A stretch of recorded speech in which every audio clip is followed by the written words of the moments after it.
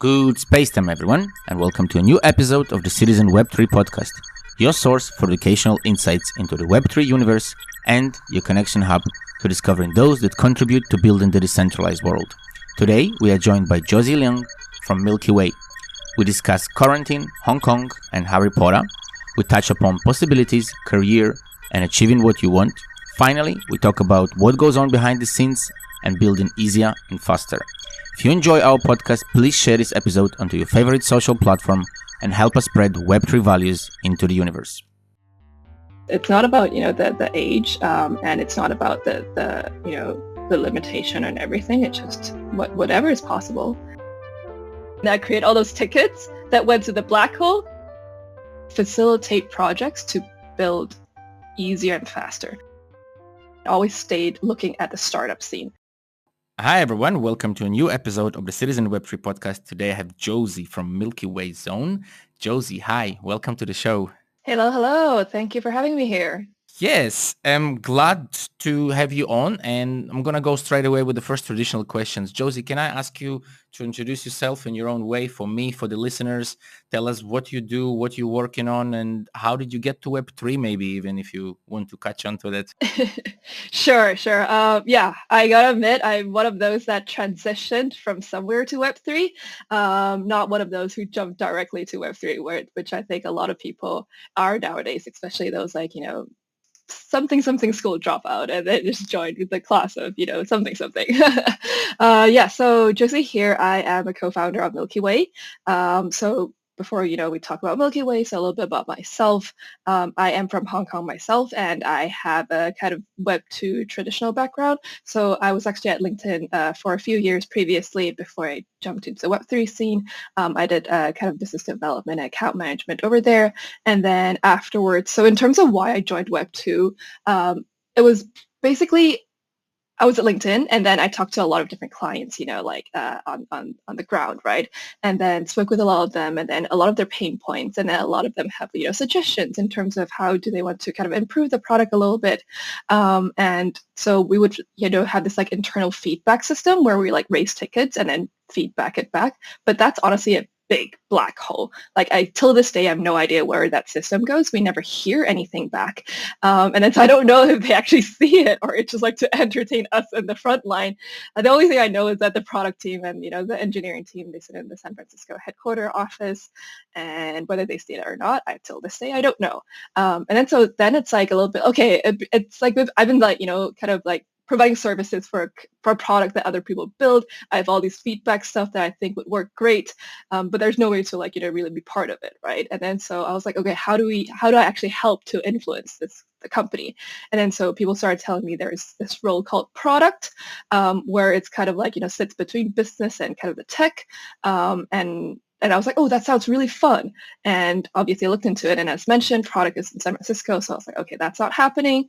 I'm based in Hong Kong. And then so I was like, okay, unfortunately, I really love LinkedIn. It's amazing. It got bought by, Microsoft as well. So it comes with all the, big company perks and all that. But then it's unfortunately it was time to leave, right? And then so I was like, okay, product team, and obviously headquarter. It needs to be a kind of tech firm headquartered in Hong Kong to have the product team in Hong Kong. So I was looking at the different options, and that was 2020. So 2020, that was kind of when COVID first hit. And so a lot of companies were kind of in this okay, let's see what's happening kind of phase. And so a lot of them weren't hiring. And I have a friend who was working at product at crypto.com back then, and then was like, oh, we're actually, it was still bear market actually then. It's still bear market, but we actually do need people on the product team because it's central exchange and constantly need to ship features, right? And would you be interested? And I was like, oh yeah, I didn't use them. I used Binance then. So I was trading BTC, ETH back then, just, for fun, because everyone was doing it. And then I was like, okay, I understand it. And I use, Interactive Broker and all the other traditional Web2 kind of stock exchange trading platforms. So at least I know the product. I'm interested in the industry. And then so I joined crypto.com at their product team, looking after their trading application. And where the KPI is trading volume, right? So basically covered a suite of stuff like fiat on-off ramp, the debit card, which is really good partnership that we had with Visa or still have with Visa. And obviously the trading, we were the first central exchange to list Shiba, the token back then. So that brought us a lot of volume, etc. So that was really fun, actually, working there for a year. But having said that, it's still a central exchange in the end of the day. And then that's when, like kind of DeFi summer happened. And I was like, oh, a lot of on-chain stuff. It's actually that part is more fun. And that's what I was thinking. Oh, maybe it'll be more fun to work, actually in on-chain projects like in the DeFi space or NFT space or something like that. And that's when back then Crypto.com, the token called CRO, it was an ERC20 token. And then DeFi summer happened, and then they were like, oh, we need to launch a chain to tap into the DeFi market. How do we launch a chain? And so we're looking into the different possibilities of launching the chain. And then we decided to use, Tendermint Cosmos SDK stack because that's the most versatile. And so I was looking into Tendermint, doing all the research, and Tendermint was hiring then. And then so I was like, oh, okay, cool. I know you guys. And that's how we chose you guys to launch a chain. And you guys are hiring. Great. And so I joined them as their kind of first retail product manager because previously they only focused on the SDK tech core stack, right? But then back then it was when IBC first launched. So IBC is the kind of bridging that, connects all the Cosmos chains. And so there was like back in the days, there was no way to view all your positions, etc., to do staking across multiple chains. So I joined this team back then called Emrys that basically was building out the first retail for the IBC suite. So I joined their team, was there for a year approximately. That's where I met my other two co-founders actually, and then I've stayed in the Cosmos space ever since then. And then last year we decided to launch Milkyway together. Now, I will definitely, we'll go more into it if you don't mind, because there is a lot of things I want to ask you there. So first of all, you mentioned a wide range of companies, including foundations and big names in crypto, but you mentioned LinkedIn. Yes. And I'm curious a little bit, what has led you to LinkedIn and how was your experience? I mean, you shared part of that experience, of course, but in terms of, working for a giant and then, I guess, from there going to work, even if informal or crypto.com are big, of course, crypto.com is not LinkedIn. So how was that different? What was the difference? Was there any difference at all, for you personally, or doesn't matter, LinkedIn, crypto.com, my own project, did you feel different in terms of the atmosphere, the people, the experts, the industry, anything? Yes, of course. I mean, like you said, you can't compare. I was at LinkedIn, and then I was there when we got bought by Microsoft, and then so you can't really get to a much more bigger company than that, right? But having said that, even though it's such a giant company, the Hong Kong office is actually quite small. So we have under 50 people, and also I requested and always stayed looking at the startup scene. So I've always liked the startup mentality, and then to me I've always liked working with new projects or just thinking of new ideas or listening to new ideas, right? And so obviously, one route would be to go down the VC route and then work with all these projects. But then I'm not from, traditional finance background. And so to me, it's a lot more fun because to them, if they're expanding recruiting or doing, marketing online, then you kind of really understand their business objectives and their kind of pain points and stuff, right? And so that for me, it was really fun talking to all of these startups. And that's what I really liked about it. So in some way, yes, I was in a very, very big company, but day to day, I was actually interacting with the startups in the greater, China region. So I was actually just wearing t-shirt and jeans and then going about, all of these co-working space on Ironman co-working space because a lot of them don't even have an office yet. So in that way, the whole startup environment kind of stayed the same throughout my entire career. What in terms of I mean, I know it's a question that is very highly subjective, but it is a question that's constantly not being. It's never really asked, but people do talk about it. There's a lot of references that in Web3, the level of development of the developers is either people who just dropped out of high school and learned Solidity. I can tell you, at least in my experience, it's true, but sometimes those kids are really geniuses. Sometimes they're really, you look at it and they're like, blah, and then you go sometimes, and sometimes it's the opposite. Sometimes you have teams, because I worked with developers teams in crypto before, I am working with one now. Right now, I have a great team, but I've had experiences where, yeah, it was difficult, like to say the least. So, is there? Could you say that working for somebody like LinkedIn, the development team, even though you were working with startups and you saw less of that, but was there a difference in expertise? Do we need in Web3 better developers? That's kind of the question in that way. I really wish I could answer that question, but it kind of goes back to how like the product and the engineering team set out as well, and that create all those tickets that went to the black hole. So there was like that miscommunication. Not miscommunication. That's the wrong word. There's just like that gap, like never really interacted. I understand. You know what? If we're gonna shift to the product side, there's something I can tell. This is an interesting observation I made while listening to you talk.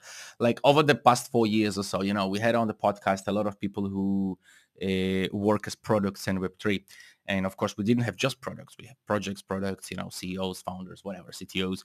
And there is one observation I have to say I have made just now, especially. Whenever I have somebody who identifies as a product, identity is a very loud topic these days, right? So I mean, that was just what was written on my contract, right? They always use the word fun when they talk about work. Ah. When it's other people, they're always like, oh, I had to do that and I had to do this. And it was very like, yeah, it's really fun. We have all these startups. And then like, so how does your working day look? Well, I spent, and they're like, yeah, it's really fun. I spent 20 hours at my office, like, wait a second, that was also fun. No, I mean, joke, humor aside, but do you think that being a product, especially in such a 24/7 space, I mean, does it not put constraint on yourself? Do you not feel burnt out sometimes? If you do feel burnt out, what do you do? Yes, I get where you're coming from, because for sure, because that there are moments when I look at, for example, the engineering team or the designer team, or like the teams where they talk to less people, and they can just kind of like, okay, this is my task, and then I do this, right? And then so for them, it's a lot more, not easier, of course, like it's just as hard, but they can very much control their time and then do it whenever they want, wherever they want, right? Whereas for a product, you kind of like, stakeholder management, and then if something on production goes on fire, then you basically, don't really sleep. And so it is physically more tiring in a way, I guess, on that sense.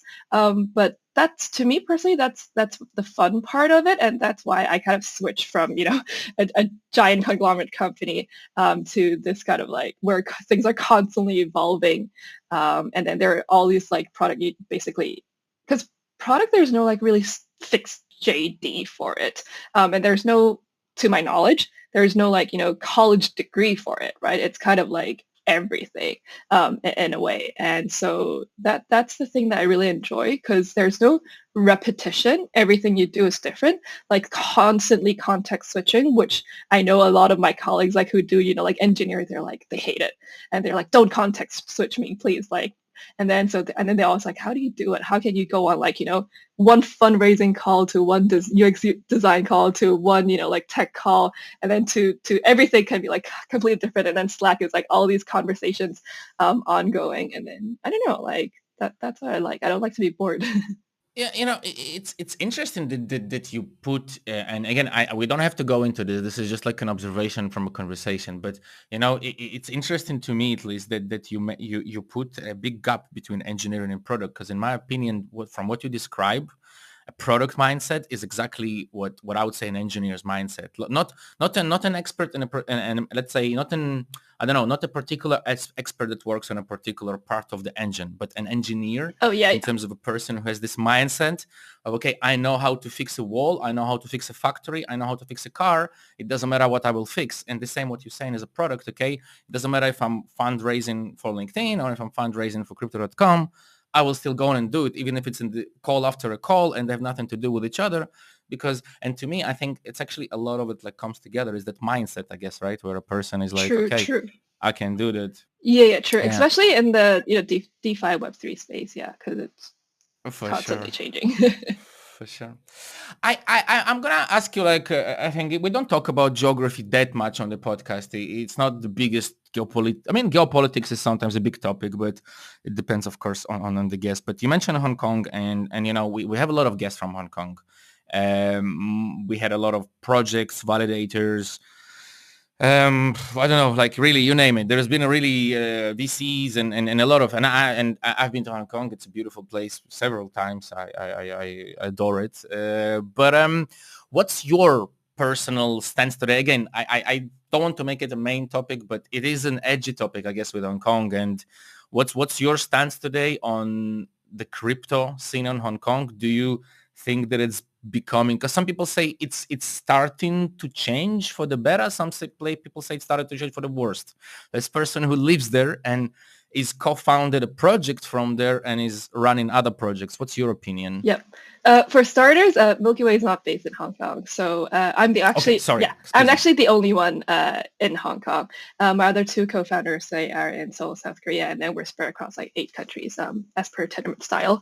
But back to your question in terms of the crypto scene, right? So what happened the past few years was actually during COVID for like 2 to 3 years approximately, the city was shut in the sense that like the borders were closed, not like fully closed in the sense that you can't travel, but if you return back to Hong Kong, there was a 21 days quarantine period, and the hotels here, rooms here are very small, right? And not to mention not particularly cheap since it's still a large city, and so back then there were a lot of, or it's still now, like it's still a financial hub, right? So a lot of banks are here. FTX was here, the headquarter. And so a lot of people left Hong Kong, including FTX, right? They had like multiple private jets that flew directly from Hong Kong to the Bahamas back then. And so that's on the crypto side, but also on the TradFi side, right? Not just TradFi, just like, business, like, Web2 business. So a lot of them actually relocated their headquarters out because like there were so many news about like just people going crazy with those constant 21 days quarantine. A lot of people still had to fly, especially when in 2022 when the Western countries started lifting, and then Hong Kong was still, there was still the quarantine period. So we lost a lot of talent then. And it's quite hard to ask people to just like, uproot their whole family or to move back, or for, companies to relocate their headquarters again, right? Or their Asia headquarters. So I think that took a big hit on the business side. And so that's why in terms of the government, they're definitely doing a lot of things to revive the economy, or not revive, like the economy is still doing well, but like just to give that little extra boost and that umph. And so they're doing a lot of things across a lot of fronts, like, on the culture side, on the music side, but definitely crypto is also one of the things that they work on because they like to attract talent in general, and crypto is one of those because we've always been kind of a free economic zone in that sense because we have very decent taxes on the business side and also on the income side. So that's why people traditionally have liked it here, and then they're trying to build that up again. Thanks, because it's a mixed like of opinions. I guess everywhere the same. If you would ask, a person from any location, what is the there's such a mix, and I always tend to try to ask that question, especially people coming from regions like Southeast Asia or South America, because there is such a mixture of opinions and how could it go. But yeah, let's see. On a slightly different topic, I guess. In terms of staking and liquid staking, it has been a big topic, I guess, in the whole of the space for a number of years already, not number, but a couple of years. And I remember, I'm going to start straight away. I apologize for that, but I'm going to straight away with the devil's advocate question, because this way it's going to be more interesting. Go for it. So I'm going to say, so 2 years ago, or roughly 1.5 years ago, I remember, once again, we were mostly trying to become a media project, which we pivoted in very heavily from. But we had this big live when liquid staking just came around, and it was the big projects. It was back then, including Lido Finance and Stride and P-Stake, and there was a couple of more projects there. And we were talking about different things. And I remember asking them one question, which I want to go back to and ask you right now. It's a devil's advocate question, but it's an important question in my opinion, because back then I had 5 people there who really had a lot of disagreement about the answer to that. Liquid staking. Now, the whole point of the rewards coming from the inflation. Yep. And isn't it kind of dangerous? Because at the end, it's not real value that we're building. Once again, I'm going to say and warn that it's a devil's advocate question, but I want to hear your opinion. The rewards are coming from the inflation. There is no real value. It's not real accumulated value from fees or from products sold. Isn't that kind of a spiral to the death at a certain point? You mean for the users or like for the economics, because we're basically printing inflationary tokens to basically go take from the inflation instead of like accumulating value, whether it was in fees or like an Ethereum or anything else. We're just saying, hey, we have more tokens. You can liquid stake them, get more, go there. I mean, something is sooner or later bound to break somewhere in the chain, right? So what do we do? Like, how do we make sure that doesn't happen? How does liquid staking basically, in other words, the question is, how does liquid staking, or what precautions do liquid staking economical models undertake in order to make sure that the economics don't collapse onto themselves? Because what they do is they print in more tokens or giving token in exchange for another token. So what are like the strong points, I would say, are the weak points of liquid staking economics? This is another way of asking that, I guess. Yep, of course. So in terms of the yield itself, right, we're not actually creating, more yield because like you mentioned that it's actually coming from the inflationary rewards, right? So that's completely controlled by a chain that the token supports, which in our case is Celestia. So the inflationary rewards or the staking rewards, that's 100% controlled by the Celestia chain.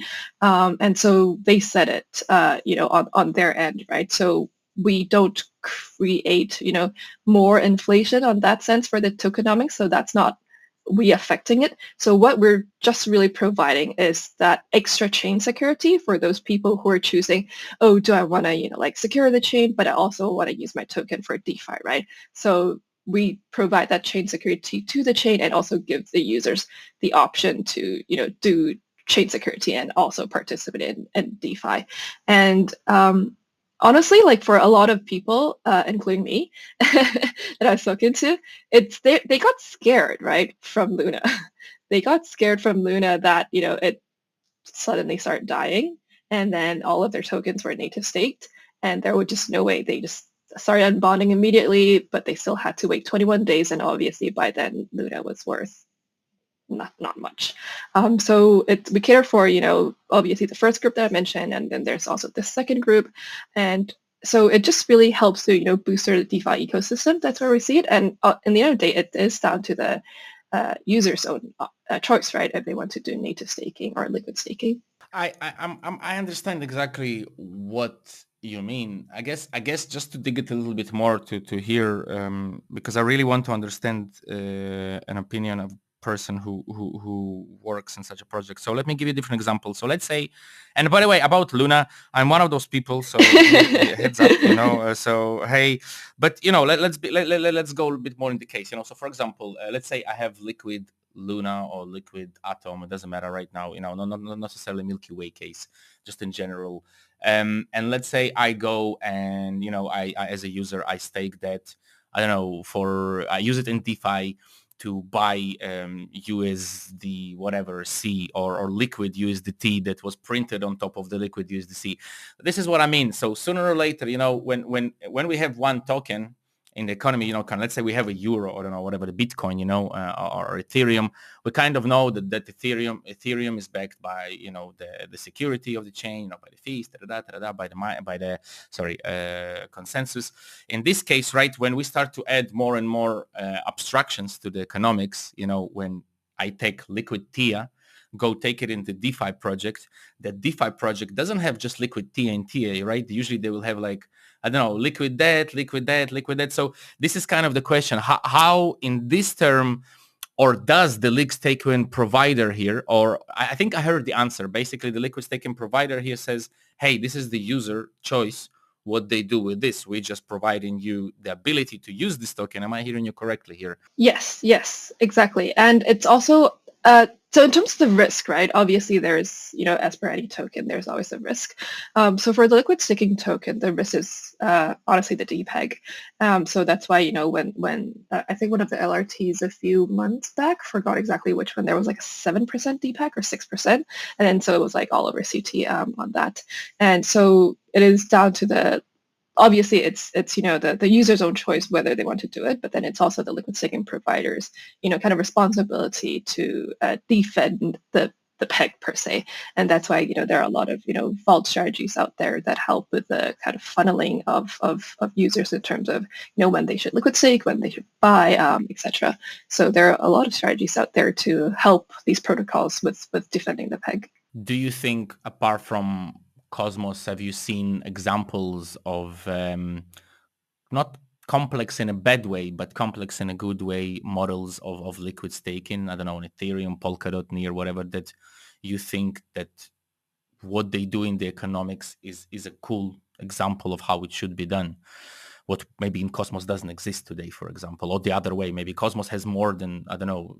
Is there something where like you could talk about examples like that? What's in your opinion the best examples of liquid staking protocols, apart from of course what you do yourself? Not really on the economics per se, but I think a lot of them, when they do really well on the DeFi integration, that really helps with the users. And also in terms of, I guess, obviously a big topic nowadays is on the restaking side. So how do they, collaborate closely with the restaking providers and also the liquid restaking providers? So those that kind of care a lot about liquidity fragmentation and UX. I think that's actually really important because like nowadays there are a lot of different various forms of tokens, and it's very easy for users to get confused with them. So for those that care a lot about the UX side and also the consolidation of liquidity, I think those are the ones that do really well. Okay, thanks. And what's today personally the goal, the objective? A lot of founders, when they come on the show, we try to talk with them about what's the reason you guys are doing the project. What is your goal? If it's apart from providing the user the ability to liquid stake his token, which is the use case, what's the personal, let's say, goal of Josie in this case? Well, what's the achievement? Where is it going? Where is Josie going with trying to co-found, a liquid staking protocol? Yep, sure. So we have always been like I joined Tendermint and I met my co-founders at Tendermint, right? So we actually are quite similar mentality in the sense that we have always tried to work to gain mass adoption for the crypto scene. I know that sounds really cliche. And so back then what we were doing for like, our little piece of what we can contribute to this grand gesture is on the IBC side. So like when we joined Tendermint, like I personally was an IBC maxi. I mean, I still am, but back then it's all about, the whole app chain thesis, right? And I think it's kind of shifted a little bit in terms of with all the, modularity data DA providers, and also all the roll-up thesis, like all the road chains propping up, etc. Right? And for Celestia, we've always followed them very closely because they have pretty close ties with Tendermint as well. So we've always known that they were building the DA provider, and so when Celestia was going to launch last year, basically that's when my co-founder JB, he was talking to some other Cosmos OGs, and then they, kind of realized that none of the liquid staking providers can support Celestia, and that's when he was like, okay, such a large, upcoming POS chain definitely need a liquid staking provider, and we have always been, believers of their mission, and so we're like, because their mission is also to, for mass adoption, right? And so we're like, okay, we're gonna do our little piece to, provide chain security for them, and so that's how we started, honestly. How do you see mass adoption in terms of, I mean, what is mass adoption? Because you can say that, when we had NFTs and, they started to, on the telly, you kind of like switch the channels and they, the auctions on art suddenly quote the prices in Ethereum in 2021. I remember seeing that. I was like, but isn't that mass adoption then or not? Uh, so mass is like for us, it's more not the existing crowd, but for the kind of, my mom and my dad kind of people, where if you ask them to, open up a seed wallet, and also to, handle the transactions where they need to wait a few minutes, and then to like, transfer things back and forth to them, it's just like way too confusing. And so that's why like I know at the same time, like there are a lot of memes out there in terms of there, a lot of block space and we don't need more. But to me personally, I still think that's a problem because in terms of, for example, how, Celestia is providing the services with the DA, right? It's essentially, if you look at, all the other Ethereum L2s previously, their average gas fee would be like 0.15 USD. And you can argue that, it's gone down a lot compared to mainnet, but still like 0.15 USD per transaction. It's still very high if you need to do a lot of kind of, the more interactive stuff. Like imagine if you're doing, gaming, right? And then every time you shoot a gun and then you need to pay 0.15 USD, and that's very expensive. So, and even for like, just any companies that has a lot of transactions, and it's still impossible for them to, put those transactions on chain per se. And that's where, like the whole block space really comes into place where, having that DA provider really helps to lower the DA fee and hence the corresponding gas fee. Because previously, like for the L2 is like 85% goes to the DA fee. So that helped to lower it really, really drastically.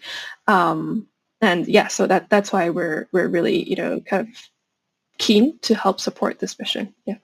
I think it was Chris Rock, a comedian, who did a sketch about 20 years ago on gun control, and his point was that you don't need gun control, you need bullet control. As soon as a bullet is going to cost $5,000, people are going to stop shooting each other, because like, I will shoot you as soon as I get the money. So I think, that there is also, of course, but how do you though level out, DDoS security and cheapness on transactions? Where is the perfect balance in terms of, okay, here is, our Sybil resistance and here is our mass adoption price. What's the balance there? Ooh, I'm not the best person to ask on security. Okay. Let's no. We can. Yeah, I know there are a lot of firms doing that.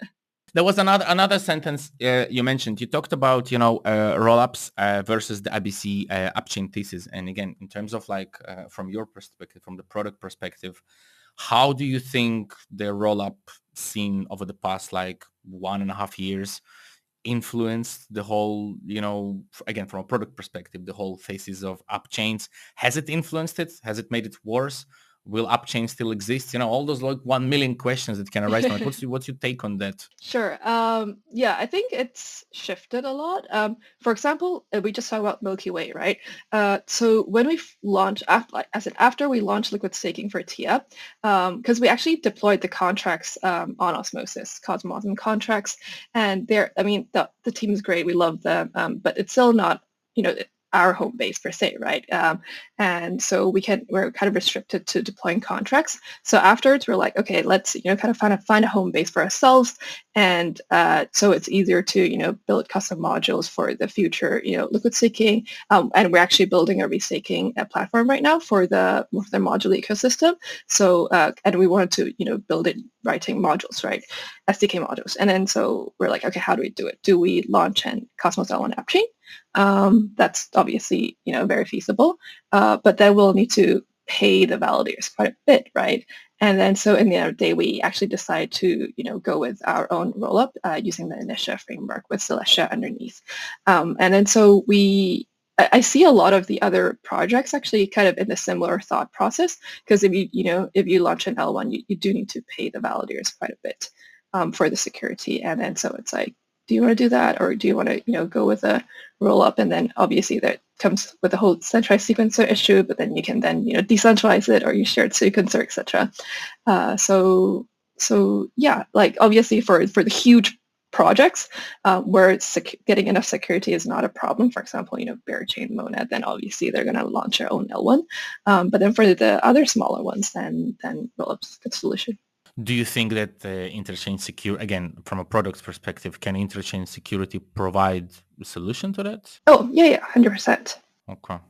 Because it's interesting, because like it seems I don't know like which what side not side but which aspect to look at it correctly. Because for example, if one even Celestia, I think they when I think it was Ismail a few years ago, he published a link to a paper from 2015 or 14 of Vitalik, where Vitalik is talking about how he envisions rollups will look. And he says, I took my studies from that paper. So, and then you have today the whole Cosmos, at least, the Polkadot, the Cosmos crowd saying, hey, we already have this. Ethereum is taking this idea from us. Of course, that's stupid. It's just fighting between different clans, of course, everybody. But like, it's kind of like seems that right now there is all those people who are saying, hey, rollups, you don't need to pay for validity security. It's really cheap. You just go there and hey, and then there are people who say, no, but I still want, like you say, like Barachain or whatever, an L1 and I have the money to pay for it. And then you have, so I'm just trying to, to kind of, I think that the majority of people, they're trying to wrap their head around it and they don't see, to me personally, and again, here's the question to you. Do you think that we will get beyond that point to a point where a person who is using the rollup or the chain or whatever, they don't care what it is. They just want to use the product, like you said, mass adoption, and regardless whether it's a rollup or whether the validators are being paid by the chain or by somebody else, how do we get there and when do we get there? Yeah. So actually, I spoke with, or not spoke, I speak with the RAS. I was going to say RAS, but I don't know why they all hate the word RAS. Roll up as a service provider companies, like they just somehow all of them they hate it. And yeah, so I spoke with them quite frequently in terms of like just curious, like their customers, like what kind of like solutions do they use, right? OBSec, Arbitrum Orbit, and then which data provider, et cetera, right? And actually, the most frequent answer that I get is they don't really care, and that's why they kind of go to these RAS providers and be like, okay, I'm building this, and I actually don't really care, what tech stack I use. Just tell me, what should I use, and then I'm just going to use it. And so I completely agree with you that in the sense that in the future, just, whatever is the easiest for those, be it devs or be it users. And then that's what they're going to use. It's like why so many people are using Solana, just because it's so easy to use, right? And yeah, so I'm actually really looking forward to the day when like proper chain abstraction is done right. I think that'll be really cool because users, they just don't care. So is Milkyway in that term blockchain agnostic? Would you say that you guys are blockchain agnostic? You don't care about? So we service a modular ecosystem. That's what we've always we started, and that's what we are still doing. So we started off doing liquid staking for TIA token, and then now we're building the rollup, like I mentioned, and so we're building the restaking platform. Because after we launched it, we actually took some time to do kind of R&D, and to speak with a lot of the upcoming new projects, because a lot of projects they still use Cosmos tech stack, even though they probably don't brand themselves as Cosmos, but they still use the tech stack, right?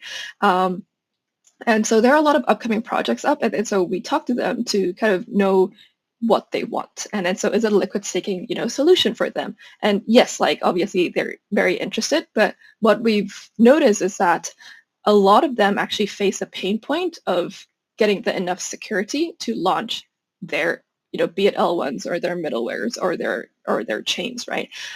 So that's when we decided that restaking is actually needed in the modular ecosystem as well, because a lot of them they actually saw the restaking that Eigen is doing, and they talk to EigenLayer, and then they're like, but then it's a different ecosystem, and so they'll need to build a middleware to talk to them.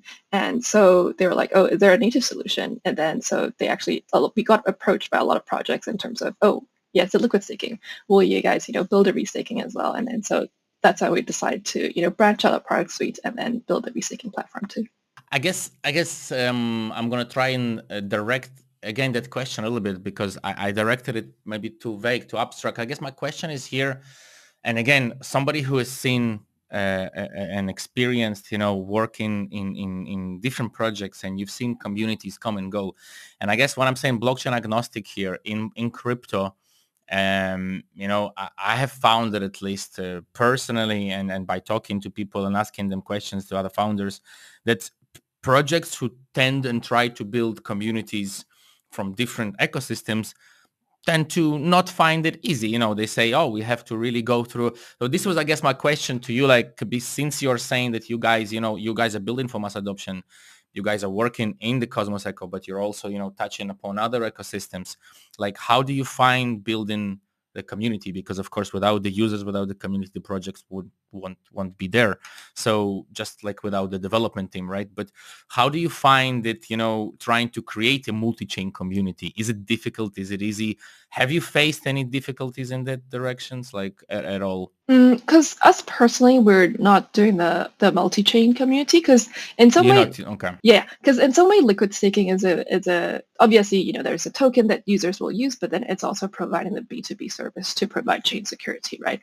And restaking is actually an even more B2B service in that sense because we're providing that security to projects. So it's very much kind of a business mentality on that sense. And so how when I mentioned the whole mass adoption, it's really to facilitate projects to build easier and faster because a lot of them, if they do keep deploying a lot of the Cosmos L1s and Cosmos is, a little bit fragmented in the way because they each all need to build their own, community, right? A lot of them have their own community. And so if it's a lot easier for them to just kind of not have to go with the L1 route, for example, and do a roll-up where it's all more tied together, then I think it's a lot easier to achieve that, mass adoption. And even though we're not building, a user-facing dApp per se for that purpose because restaking is providing that security, but it's enabling to be able to launch faster because for them, like they want to build the product that they want to build, right? And then getting, enough security is actually a burden for them, and that's not part of their product suite per se. It's just something that they need to make sure that, that the validators won't want to, take over, their product. And so that's why we're just letting them be able to build and ship faster. And hence that's how we be part of the piece that help to gain mass adoption. In terms of Milky Way itself, you guys had, at least again in the Cosmos ecosystem, you guys had like a big, when Celestia came around, you had a big, what's the right word here? Turn around, right? Not turn around, but turn up. You guys appeared and you were like, boom, milk tea, it was everywhere. Since then, at least again, as I might not be the best, heaviest user of, because I'm using a lot of ecosystems, but I try to go deep in everywhere where I use. I haven't seen Milky Way as out there as when it appeared first. I remember it was really like a big blast. So what is the goal right now? What is the plan of you guys to kind of, what are you guys planning behind the scenes, and when is it gonna happen? Yeah, sure. Thank you. And thank you for the support and for noticing us. And yeah, so it's kind of like how I mentioned in terms of after we launched, we did take some time to really think about our next steps because there were 3 and then now there are 4 liquid staking providers in Cosmos, right? And they were like, yes, technically we can very easily be the 5th one, but do we want to do that? And then we're like, no, we want to, really provide that value. And that's why we took, quite some time to really talk to so many projects out there to understand, their pain points and then to see how we can help. And then hence us building the roll-up right now and building the restaking piece right now to really help service these projects. So in some way, we have been doing a lot, but then it's all kind of behind the scenes B2B side talking to these projects, and that's why there's less things that can be seen on Twitter or push up product. Because we did get asked a lot, right? They were like, "Hey, you guys, like took 2 months from team assembly to like mainnet launch, and then you haven't really launched anything since then in terms of product wise." And then so because all of these has been going on behind the scenes. Having said that, we actually just did the public testnet launch less than 24 hours ago. And so that's for our second liquid staking token, actually, for the init token, because we are, like I mentioned, the rollup is using the Initia framework. And so we will be supporting the Initia init token as our second liquid staking token. So users right now, they can actually, go in and liquid stake on our testnet. Quick question about the testnet, since a lot of validators do listen to this podcast, and I guess it's one of our primary audience. Do you think that you are guys looking for validators? Is it something that is open to people to come and join the testnet, or is it a widely selected testnet? Will there be another, like, what's the 101 here? Yes. So we are looking for the validator set right now for the liquid staking for the init token. And we will, do the standard, checks in terms of making sure the uptime is good, that they will be in the active validator set without, our delegation, etc. So all of these are prereqs. And yeah, there might be a form coming out shortly, but the finalities haven't been decided. But whoever listens to this, feel free to drop me a DM or ping our general chat. That works too. Okay, perfect. Guys, if you're again listening to this, regardless of whether you're a validator or not, please find, of course, everything me and Josie mentioned in the show notes. So including the contacts of Josie, well, Twitter at least, not personal contacts. So of course you can find there the project as well and text them. Okay. Josie, let me jump to the Blitz. 3 questions. They're not blitzy. They sound blitzy, but well, I say Blitz. That's why they sound blitzy. But you don't have to be super quick. But I know you have time, so that's why I'm going to be trying to be quicker. So first question. Could you share with me one or a movie or a song or a book that has have had positive influence on you throughout your career? Career. Yes. We are focused on the on the founders and an expert, so we always try to shift it towards that little angle to see how people, what helps them to be better at what they do, what motivates them. Okay, if it's a book, I won't really say it affected my career per se, but it's more like my life. I've been the biggest Harry Potter fan since I was a kid, and I've always liked it. And Nice. I mean, it's got nothing to do with like blockchain per se, because back then it didn't even exist. I liked it so much that when the 7th book came out, I was actually the first one in Hong Kong to buy it. I waited at a store at 3 a.m. And then I just waited for the bookshop to open, and I walked in, and then the reporters came in. That was actually the first and I guess only time I was actually on the news. They interviewed me about how excited I was to buy the book. So no, it doesn't. I don't say like every day when I'm working, I'd be like, oh, Harry Potter. But yeah, I really like how it's a magical world. Everything is possible. And then really, it's like think out the box. And then, one day you might get that letter from Hogwarts.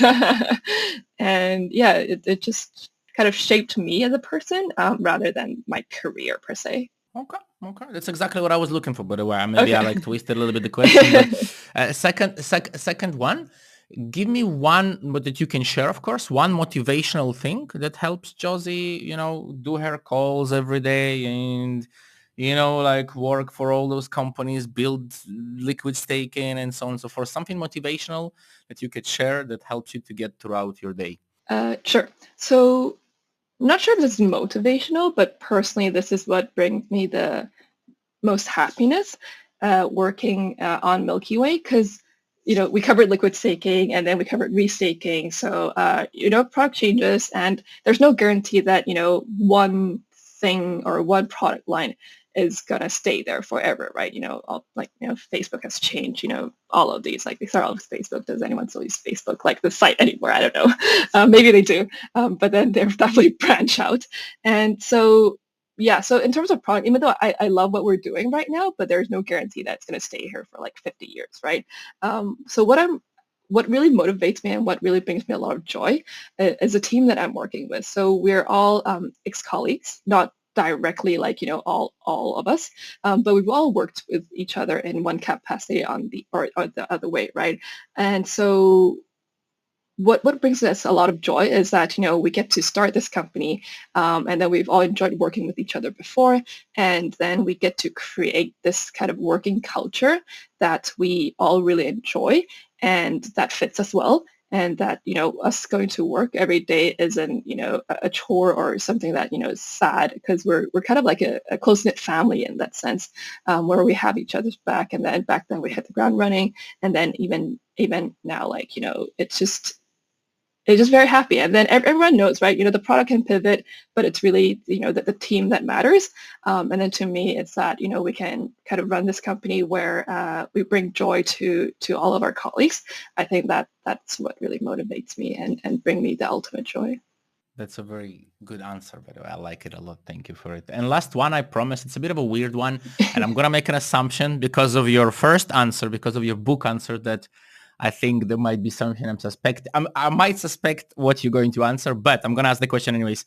So dead or alive, imaginary, real, developer, book character, cartoon character, movie character, not a guru, but somebody who you look up to in your life sometimes. Look up to? Sometimes in difficult situations. You're like, what would I thought your question was I thought your question would be who would I want to meet when you say dead or alive. No. It's a character. It's a character. No. Well, yeah, in a way, you could answer it like that. That's actually a good way. I like that. I like that. But no, okay, I'll actually answer your question. Yeah, okay, fine. You were right. It would be J.K. Rowling.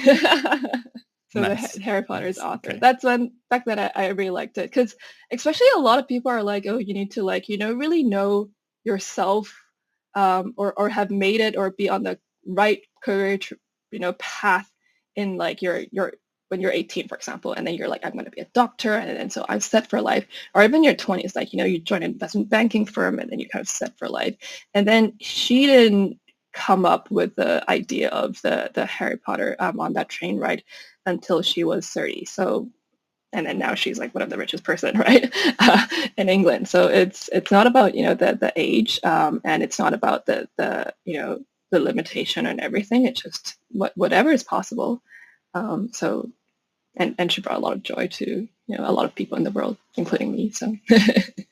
Thank you for saying that. I did have an assumption, but I didn't know it was going to be such an extended, in terms of I like how you said that. Yeah, she brought a lot of joy to people, and I think on that note, hopefully that we will be also Web3 will bring a lot of joy to a lot of people out there. So yeah, I'm looking forward to it. Yeah, solving the real world problems like payments and all that. But still, thank you for saying that, because I think it's important, and we do like joy, a little bit of joy sometimes. So thank you, Josie, for using that word quite several needed times, in my opinion, on this podcast. Joy for sure. Okay, Josie, thank you very much. Please don't hang up just yet. This is just a goodbye for the listeners, and for everybody else who joined us this week. Thank you, and see you next week. Bye-bye. Thank you. This content was created by the Citizen Web3 Validator. If you enjoyed it, please support us by delegating on citizenweb3.com/staking and help us create more educational content.